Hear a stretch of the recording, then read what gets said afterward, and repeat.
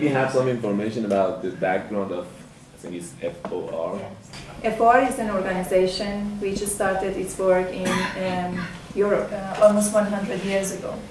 And then after 10 years, they moved to America, and now they have 80 branches. Anytime America had any problem with any specific country, Iran today, people in America, people who were pro-peace, they started to make a connection, people to people. And these days we call ourselves civilian diplomats. In this trip we have 22 Americans, all of them are from different backgrounds. They want to know Iranian culture better, and they want to make a connection, people to people, which is in this critical momentum, as you mentioned, in American and Iranian relationship. It is really vital to have these relationships.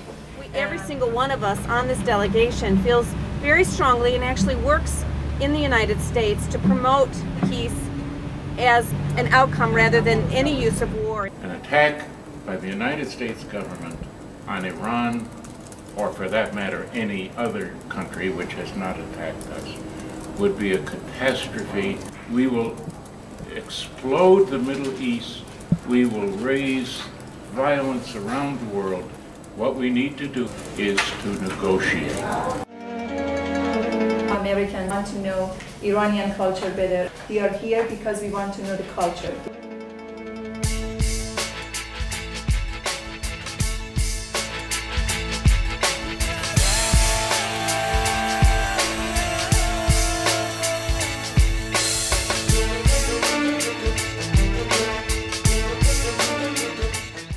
I would especially like to remind the women that it's very important that our headscarves cover our hair. I know it's difficult to hear sometimes through the headscarves, and that we should not be showing any of our throats. The most dangerous thing in this country is crossing a road. Don't cross the road alone. If you are on yourself, you can go along and you can cross with the local people.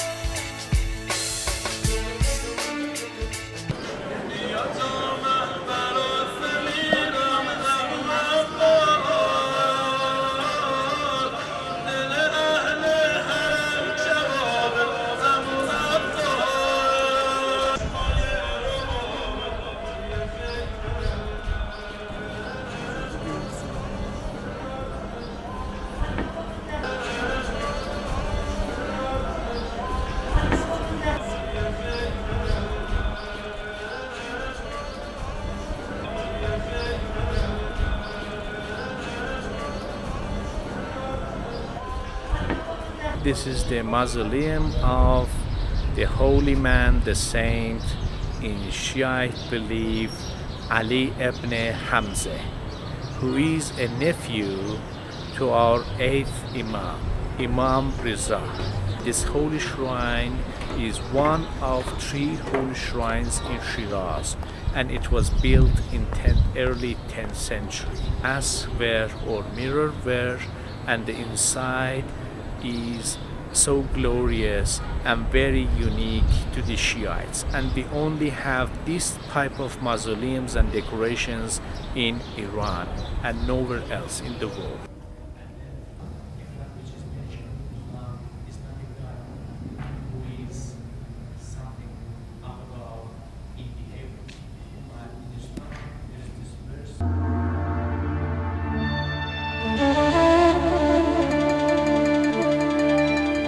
There's no greater poet of love on earth. He's in the category of Shakespeare and Goethe.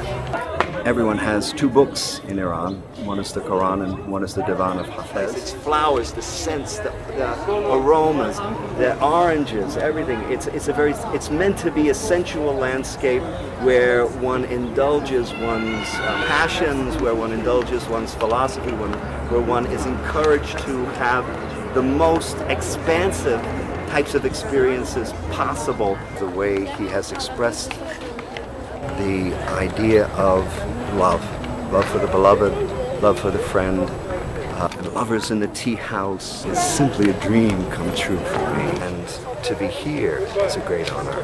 I never thought in my lifetime I would make it to Shiraz.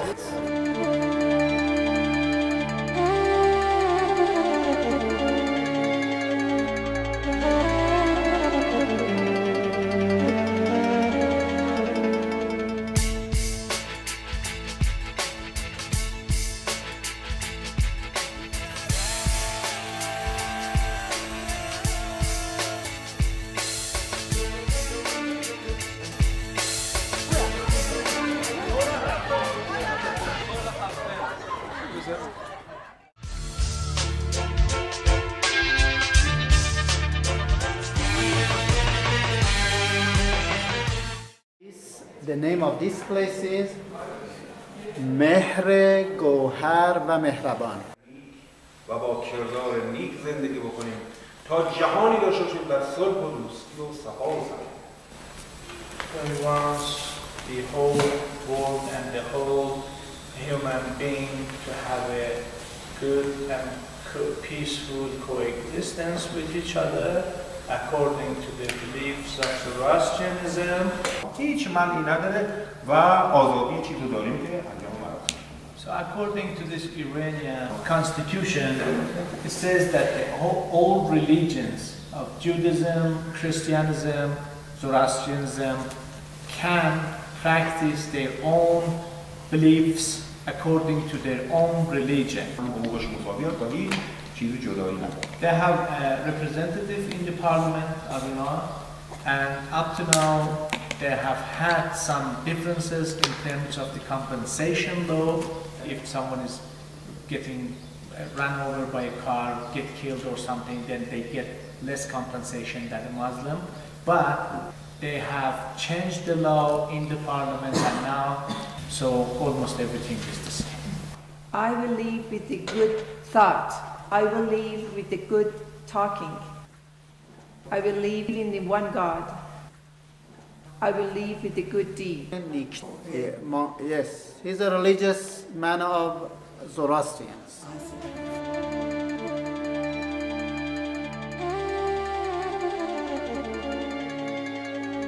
Every Saturday, almost 300 people come here for pray, and this floor belongs to men and upstairs women. We have a freedom, we can practice our religion, and we don't have any problem. We consider ourselves as an Iranian, and I think Muslims have a special respect for us here. Are Jews able to become influential in the government or parliament or in important jobs in the government? There are many Jews who are working for the governmental offices, but the highest level is in parliament, and we have a parliament representative. One. This area in Esfahan is called Julfa, the place, the quarter of Esfahan in which the Christian, the Armenian live. For those who live around this area, they come here every Sunday for their religious part. This is the church of 17th century, in time of Shah Abbas, King Abbas the First. We have a dome because the Muslims architects were the builder of the church, and it shows the mix of Islamic architectural features and also the European paintings on the wall done by the Christian, by the Armenian themselves. Do the religious minorities have some sort of registration so that the government knows how they are identified? Or is it more that relaxed? one is the most problematic part. You know, you don't have to declare that you are a Jew, and there is no sign to show that you are a Jew or Christian. For Armenians, it's a little bit much more clearer because of the names. Like, see the name of this man, Higas. If I hear this name, I know immediately he's Armenian.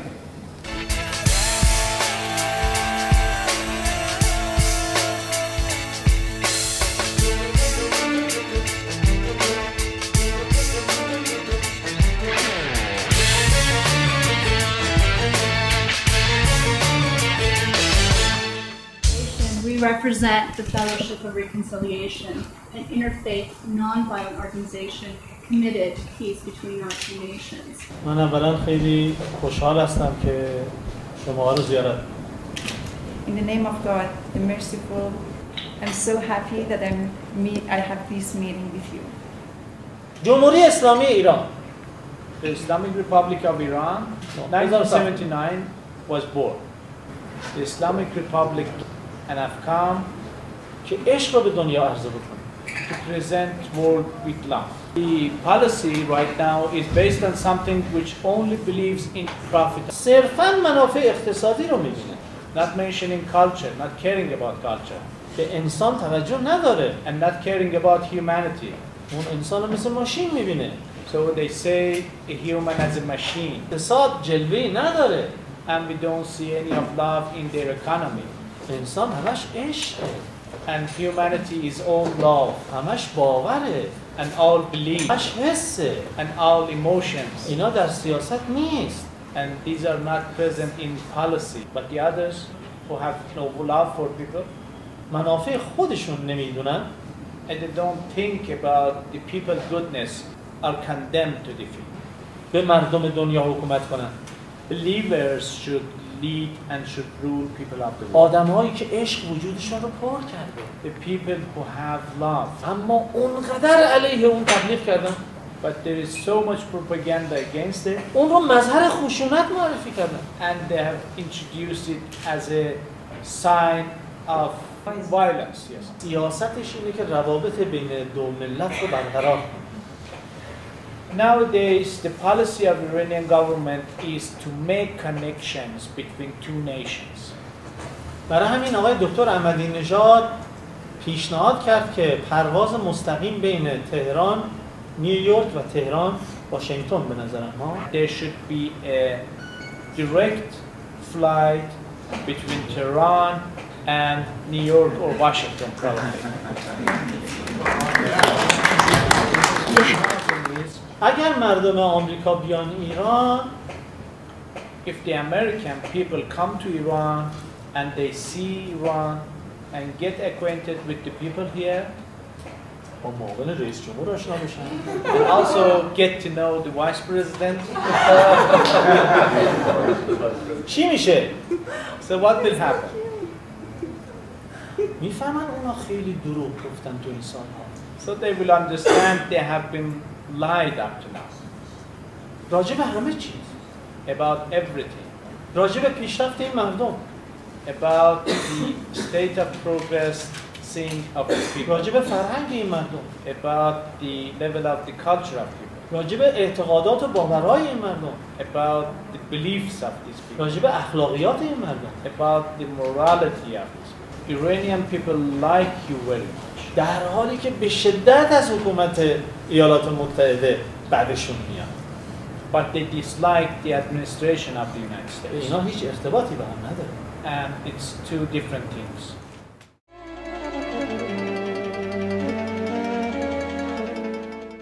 I'm not sure if you know something about the use of chemical weapons and what are the consequences of use of chemical weapons. A chemical weapon can kill or maim hundreds of thousands of people. During the Iran-Iraq War from 1980 to 1988, all along the Iran-Iraq border, we had massive use of mustard gas and nerve agents. For the first time in the history of modern warfare, over 350 gas attacks. More than 1 million people were exposed. More than 100,000 of them were registered and were hospitalized because of serious injuries. And now, 20 years after the ceasefire, more than 50,000 of them are suffering. They are receiving medical care. We, as a group, knowing that the U.S. was implicated in the purchasing of those, possibly of those weapons, we want to make a full and sincere apology. As a group, we're limited, we can't speak for our government. We are aware of the involvement of our government on the side of the Iraqis during that unfortunate war. And while we are not empowered to apologize for our government, We apologize for ourselves for the great damage caused to human beings by that war. And if we had our way, it would not have happened and it will not happen again. I was in Halabja shortly after the chemical attack. And the Iranian side, the fanatics, the so-called fanatics, they basically halted the military operation because they had to withdraw the civilians from the city, although it was a very successful operation. Thousands of people were killed, and again the media in the West was silent, even though just a few days later large numbers of Western journalists were taken to Halabja. The story of the chemical attacks only came out really when Iraq invaded Kuwait, and then they needed to demonize Saddam Hussein.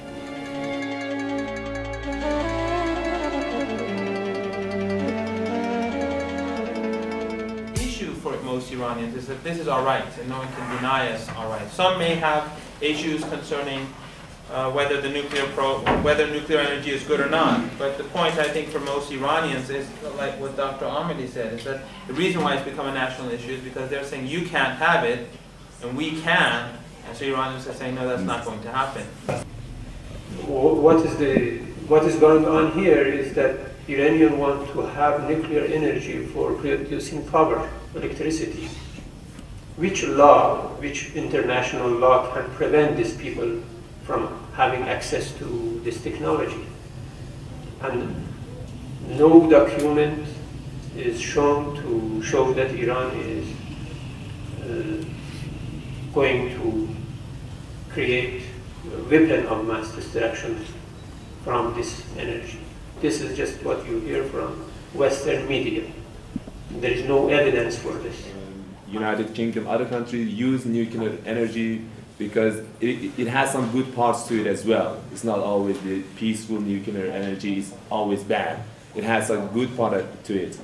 And according to our religion, using nuclear weapon is prohibited. And I think it's clear that this country is a kind of religious country and not going to do anything. And the base is religion, so it's not going to do anything against its base to have nuclear weapons. And the history showed that we never used such kind of activities to kill people in mass numbers as what had happened in Japan. So I think just saying, okay, you don't have, it's kind of stopping the country from progressing, because we need the energy to progress. So it's not to say, okay, since nuclear energy is connected to the nuclear weapon, you don't have to have it. Nobody says the same thing about Israel, for example. They have the nuclear weapons and they produce this. And people of the United States, I think most of you, paid for that from your taxes.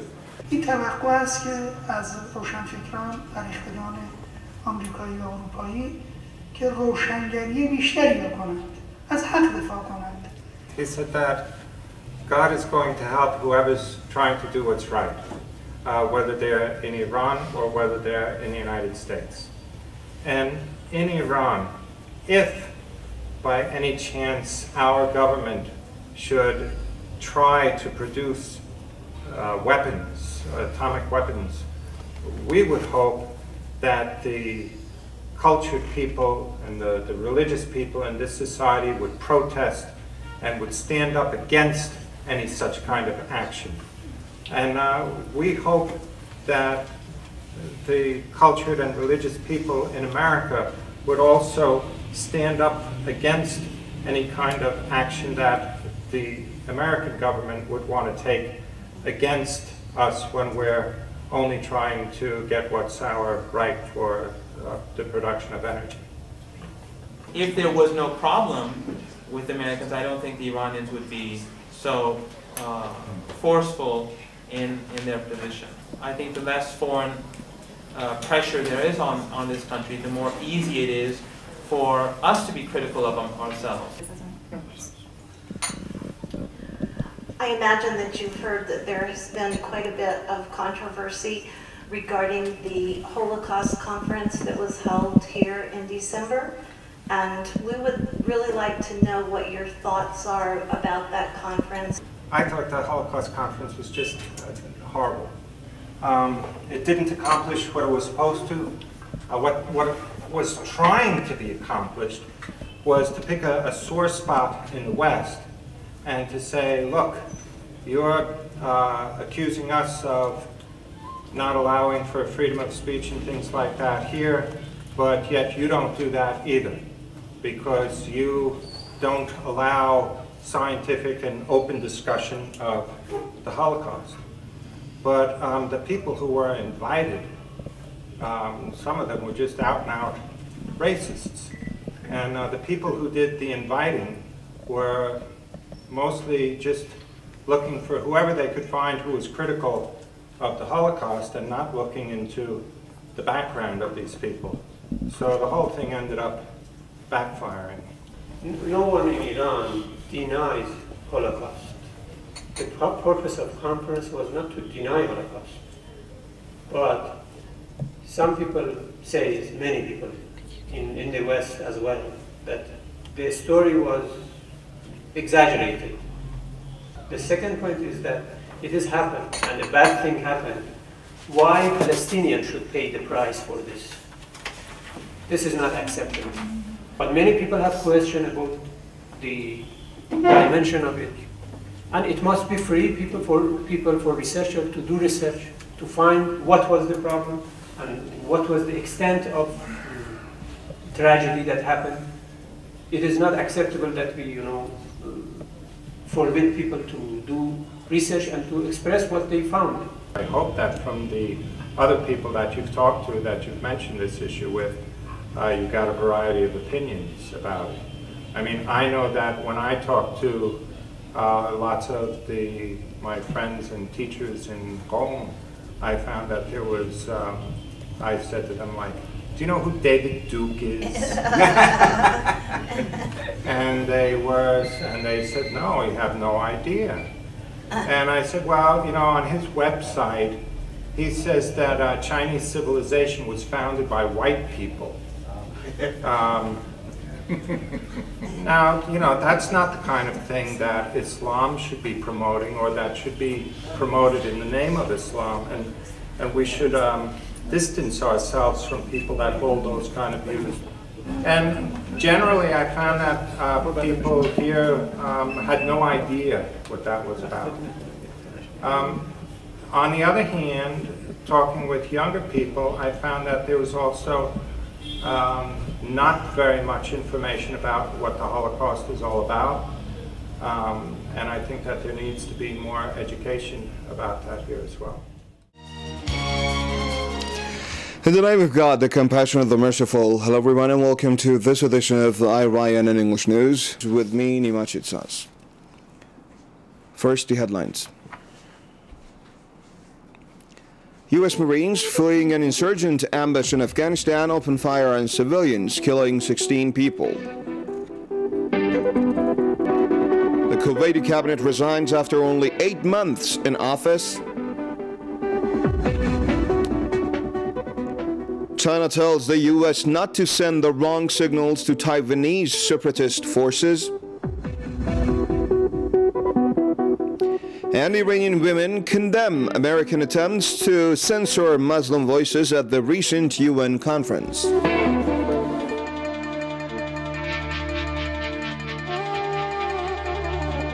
you look at the past 200 years of history of Iran, you haven't seen a single case of Iran's attitude to invade a neighbor.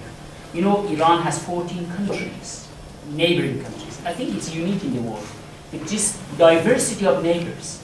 And having Iraq on your one side and Afghanistan on the other, then having a stable country in between here. Islam is peace, Salam is peace. Peace is our motto.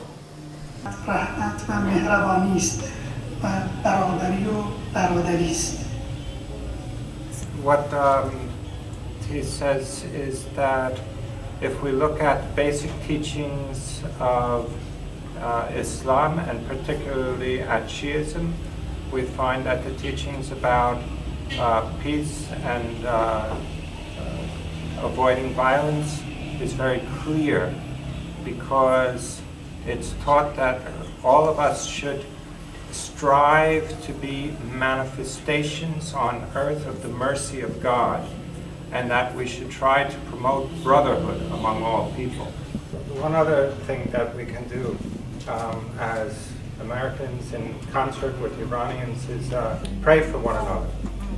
I believe that prayer is very important, and I found that praying, Christians and Muslims praying together and fasting together is a very powerful spiritual force, and I believe that can work wonders really.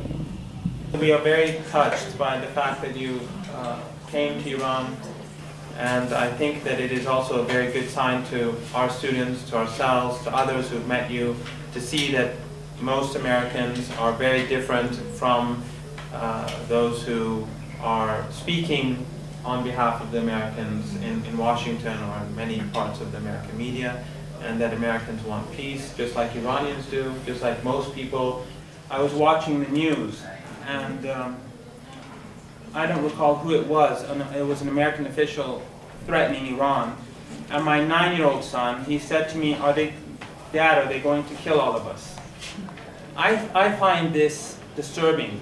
I don't know even one person in Iran from all 70 million people who are looking for any kind of tensions or conflict with any people in the world. They all want peace, all of them. And if you compare the discourse between the Iranian officials and the American officials, I'm sorry to say that it's the American officials that are expressing a very, very violent discourse. And this is bad. You know, it's bad for everybody. The world has a lot of problems. We don't need any more tensions. That's the message we want. My message to Americans, to American people, American officials is that please don't make another war. That's enough for us. That's it.